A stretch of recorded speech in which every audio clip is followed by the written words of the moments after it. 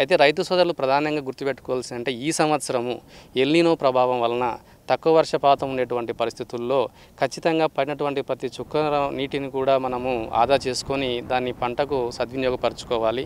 కాబట్టి రైతు సోదరులు ముందస్తుగానే ఎంచుకునేటువంటి పంటలు కూడా తక్కువ పంట కాల పరిమితి ఉండేటివి కానీ, తర్వాత బెట్టను తట్టుకునేటువంటి రకాలు కానీ ఇవన్నీ సాగు చేసుకున్నట్లయితే రైతు సోదరులు కొంతవరకు నష్టాలను తగ్గించుకోవచ్చు. ఇంకా ఒక విషయం ఏమంటే భారత వాతావరణ సంస్థ వారు ఇచ్చేటువంటి సమాచారం మేరకు మనకు జూలై నెలలో కూడా కొంత వర్షపాతం తక్కువ నమోదయ్యేటువంటి అవకాశం ఉంది ఈసారి సాధారణంగా కంటే కూడా.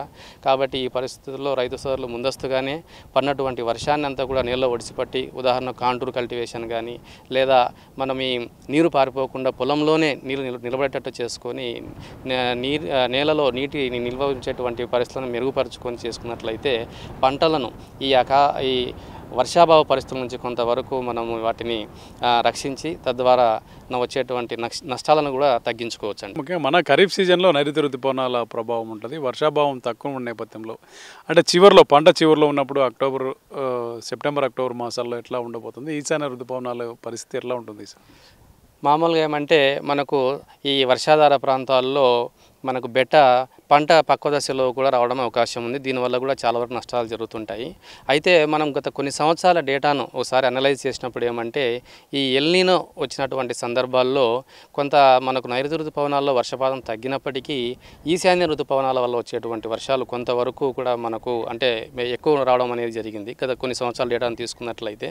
అయితే మన అనంతపురం జిల్లాకు ఈ ఈశాన్య ఋతుపవనాల నుంచి వచ్చేటువంటి ఇది కొంతవరకు తక్కువనే. ఎందుకంటే మన రాష్ట్రంలో ప్రధానంగా చిత్తూరు, తర్వాత ప్రకాశములో కొన్ని భాగాలు, నెల్లూరులో ఉన్నటువంటి కొన్ని భాగాలు, కొంతవరకు సత్యసాయి జిల్లాలో కూడా ఈశాన్య ఋతుపవనాలు రావడానికి అవకాశం ఉంది. అయితే రైతు సోదరులు ముందస్తుగానే ఇందాక నేను చెప్పినట్లు ఫామ్ పాండ్స్లో కానీ తర్వాత నీటిని సంరక్షించేటువంటి పద్ధతులు స్ప్రింక్లర్ ద్వారా నీరు ఇచ్చుకొని నీటిని ఆదా చేసుకొని ఉన్నటువంటి నీరుని బాగా సద్వినియోగపరచుకోవాల్సిన అవసరం ఉంది. అయితే వేరుశెనగ పంట సాగు చేసుకునే పరిస్థితులు ఉన్నాయి. ఇప్పుడున్నటువంటి ఈ బెట్ట పరిస్థితుల్లో, ఈ వర్షాభావ పరిస్థితులు వేరుశెనగ సాగు చేసుకునే అవకాశం ఉందా? ముఖ్యంగా ఖరీఫ్ రైతులకి ఏం చెప్పదలుచు?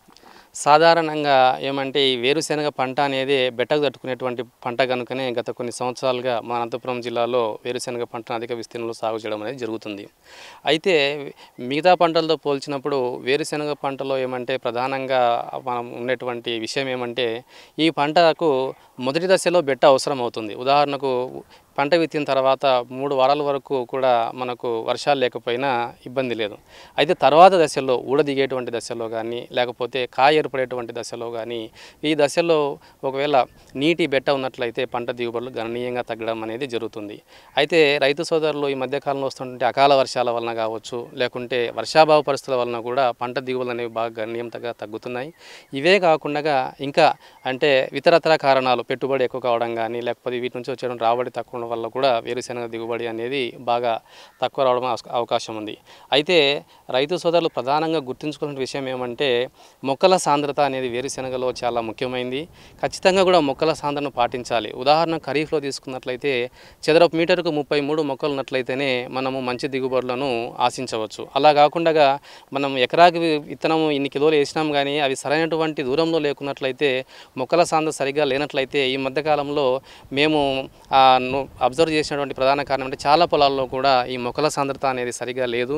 కాబట్టి రైతులు ఈ మొక్కల సాంద్రత అంటే సాలుకు మధ్య 30 సెంటీమీటర్లు, సాల్లో మొక్కకు మధ్య 10 సెంటీమీటర్లు ఉండేట్లు ఎత్తుకున్నట్లయితే చదరపు మీటర్కు 33 మొక్కలు అనేది మొక్కల సాంద్రత వస్తుంది. కాబట్టి ఖచ్చితంగా కూడా రైతు సోదరులు ఈ మొక్కల సాంద్రతను బాగా తెచ్చుకున్నట్లయితే ఆ రోజే మనకు పంట దిగుబడి 50% వరకు వచ్చేటువంటి అవకాశం ఉంది. కాబట్టి ఈ చిన్న యాజమాన్య పద్ధతిని మనం కరెక్ట్గా చేసుకోగలిగితే కూడా మనకు పంట దిగుబడులను మెరుగుపరచుకోవచ్చండి.